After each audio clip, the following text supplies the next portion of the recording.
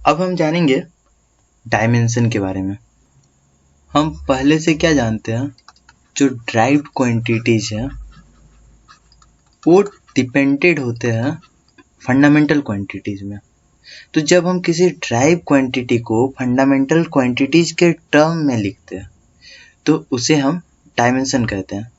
एक एग्जांपल लेते हैं, ये फोर्स एक ड्राइव क्वांटिटी है और इसका फॉर्मूला हम जानते हैं क्या, मास इनटू एक्सेलरेशन। यहाँ पे मास यानी कि m जो खुद में एक बेस क्वांटिटी है, एंड देन एक्सेलरेशन का मतलब होता है वेलोसिटी पर यूनिट टाइम। अब हम वेलोसिटी को लिख सकते हैं डिस्टेंस पर यूनिट टाइम, और ये 1/टाइम जो पहले से है। देखिए डिस्टेंस जो है खुद में एक लेंथ है और नीचे टाइम का एक स्क्वायर आ गया क्योंकि यहाँ 2 टाइम है। तो मतलब फोर्स जो है वो डिपेंडेड है एक मास पे, एक लेंथ पे और 2 टाइम पे। तो फोर्स का डायमेंशन हम लोग ऐसे लिखेंगे, ये स्क्वायर ब्रैकेट डायमेंशन को शो करता है, दैट इज कि ये डायमेंशन ऑफ फोर्स है, और अगर हम स्क्वायर ब्रैकेट नहीं देंगे तो फॉर्मूला को शो करेगा। इसको हम कैसे लिखेंगे, m यानी कि मास पे कितना बार डिपेंड कर रहा है, एक बार, दैट इज 1। लेंथ पे एक टाइम डिपेंड करता है और टाइम पे -2 क्यों, क्योंकि ये इनडायरेक्टली प्रोपोर्शनल है यानी कि डिवाइड में है। इसको कॉमन लैंग्वेज में हम ऐसे बोल सकते हैं। तो हम लोगों को मिल गया फोर्स का dimension is equal to mass, length and time का -2, यही है डायमेंशन। अब एक और डायमेंशन निकालते हैं एनर्जी का। एनर्जी मतलब W। क्या जानते हैं हम लोग W के बारे में, W जो होता है वो फोर्स इंटू डिस्प्लेसमेंट होता है एक मैकेनिकल एनर्जी के लिए। और फोर्स का डायमेंशन हमारा क्या निकला, mLT-2, यही निकला। और D मतलब डिस्प्लेसमेंट जो कि एक लेंथ है, तो यहाँ पे एक लेंथ मल्टीप्लाई हो जाएगा। फिर वर्क का डायमेंशन निकलेगा mL का स्क्वायर क्योंकि 2 बार डिपेंड कर रहा है, और T का -2। ये पहले से फोर्स का डिपेंडेंसी की वजह से यहाँ आ गया।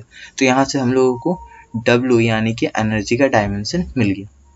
तो ऐसे निकाला जाता है किसी भी चीज़ का डायमेंशन। डायमेंशन को हम डिफाइन करेंगे, dimension is the representation of physical quantities in terms of basic physical quantities. और यहाँ सिर्फ mLT ही नहीं, कभी कभी A, कभी केल्विन के लिए K, ये सब भी यूज होता है। अब हम डिस्कस करेंगे प्रॉपर्टीज ऑफ डायमेंशन। मतलब हम जो पढ़े डायमेंशन, इसका फिजिकल यूज कहाँ है, ये हमारा कहाँ कहाँ काम आ सकता है। डायमेंशन के 3 मेजर प्रॉपर्टीज है जिसका बहुत ज़्यादा यूज होता है। जैसे पहला है, ये हमें बताता है किसी भी फिजिकल इक्वेशन का होमोजेनिटी को, यानी कि वो डायमेंशनली करेक्ट है कि नहीं, ये हमें बताएगा। कैसे पता चलेगा, एक एग्जांपल लेते हैं। ये बहुत पॉपुलर इक्वेशन है जिससे हम काफ़ी बार मिल चुके अब तक, x is equal to ut plus 1/2at square. तो इसमें हम डायमेंशन निकालते हैं। चलिए, जब x का डायमेंशन हम निकालेंगे तो वो आएगा l। क्यों, क्योंकि x जो है एक डिस्प्लेसमेंट है और डिस्प्लेसमेंट इज लेंथ। सेकेंडली, अगर हम ut का डायमेंशन निकालेंगे तो u का होता है लेंथ बाई टाइम यानी कि l/t, और टाइम का टाइम यानी कि t कट जाएगा और इसका भी डायमेंशन आया l के बराबर। और फिर अगर 1/2 AT² का डायमेंशन हम निकालें तो वो निकलेगा 1/2 कांस्टेंट है, उसका कोई डायमेंशन है नहीं। ए का डायमेंशन होता है लेंथ मतलब मीटर पर सेकंड स्क्वायर, यानी कि लेंथ, सॉरी क्योंकि नीचे है तो ये प्लस हो जाएगा, और टी स्क्वायर का टी स्क्वायर, इसका भी डायमेंशन आया एल। यानी कि यहाँ जितने भी टर्म्स थे एक्स या यूटी या 1/2 AT² जो प्लस और माइनस से सेपरेटेड थे उनका डायमेंशन सेम आया। और ये ही होता है, अगर सेम नहीं आता है किसी इक्वेशन में, इसका मतलब कि वो इक्वेशन डायमेंशनली इनकरेक्ट है, और इसी को हम बोलते हैं होमोजेनिटी ऑफ इक्वेशन। अब आते हैं इक्वेशन के सेकंड मेजर प्रॉपर्टीज में। सेकंड, ये हेल्प करता है यूनिट्स के कन्वर्जन पे। कैसे? चलिए एक एग्जांपल लेते हैं। हम जानते हैं pressure is equal to force per area होता है। अगर हम इसको डायमेंशनली निकालें तो फोर्स का डायमेंशन होता है मास इंटू एक्सेलरेशन, यानी कि LT-2।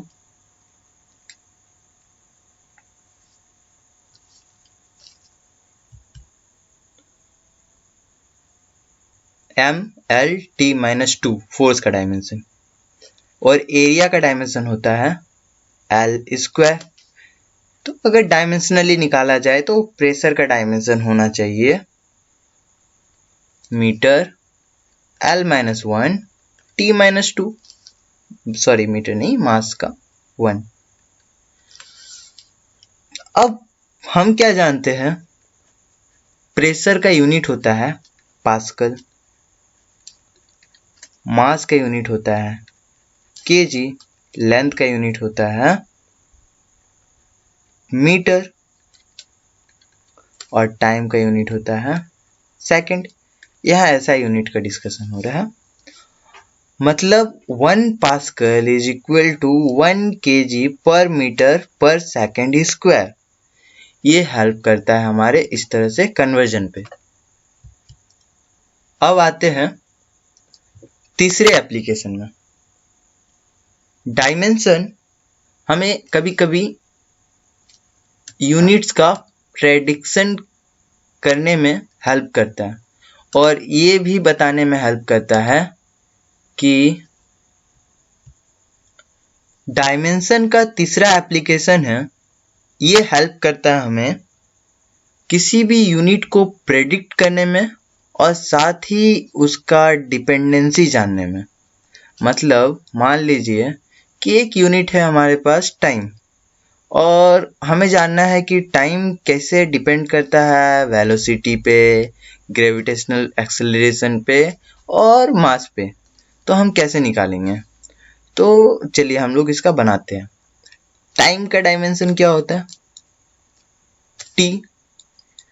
वी का डायमेंशन होता है लेंथ पर सेकंड।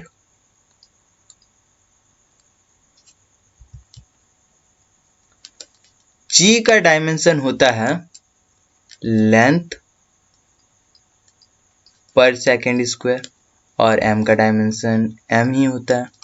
तो सपोज करते हैं कि भी के डायमेंशन पे ये टी डिपेंड करता है ए टाइम्स, जी के डायमेंशन पे डिपेंड करता है बी टाइम्स, और एम के डायमेंशन पे सी टाइम्स। अब इसको थोड़ा सिंप्लीफाई करते हैं तो ये हो जाएगा L A plus B, then T minus A minus 2B और M का C। अब इसको अगर लेफ्ट साइड के डायमेंशन से हम लोग इक्वेट करेंगे तो क्योंकि T का डायमेंशन इधर 1 है तो minus A minus 2B is equal to 1 और A plus B is equal to 0 और C इज इक्वल टू 0। इसको जब हम सॉल्व करेंगे तो हमें A B C का वैल्यू मिलेगा, हमें मिलेगा A is equal to 1 b is equal to -1 और c इज इक्वल टू 0। मतलब कि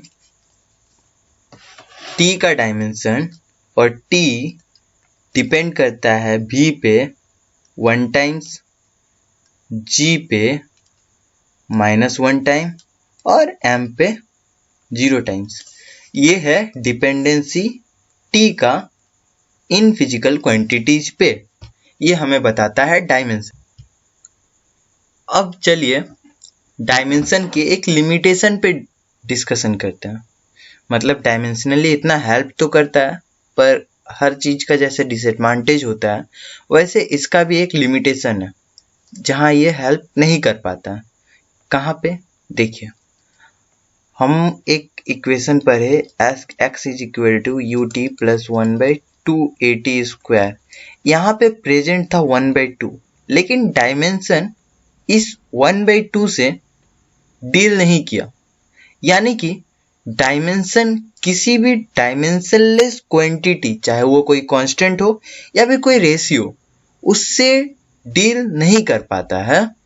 और अगर किसी इक्वेशन में एक कांस्टेंट है, जैसे कि force is equal to ma है होता है, सपोज यहाँ कोई कांस्टेंट है, तो इस कांस्टेंट के साथ डायमेंशन किसी तरीके से डील नहीं करेगा और इसका प्रेजेंट होना या ना होना हमें नहीं बता पाएगा। जैसे सपोज एक इक्वेशन है t equal to 1/2 root under l/g, या फिर एक इक्वेशन है t equal to 1/4 root under l/g। यहाँ पे इन दोनों इक्वेशन में कौन सा करेक्ट होगा ये चीज डायमेंशन हमें नहीं बता सकता, क्योंकि इन दोनों का डिफरेंस जो है वो एक कांस्टेंट का डिफरेंस है और कांस्टेंट के साथ डायमेंशन कभी डील नहीं करता है।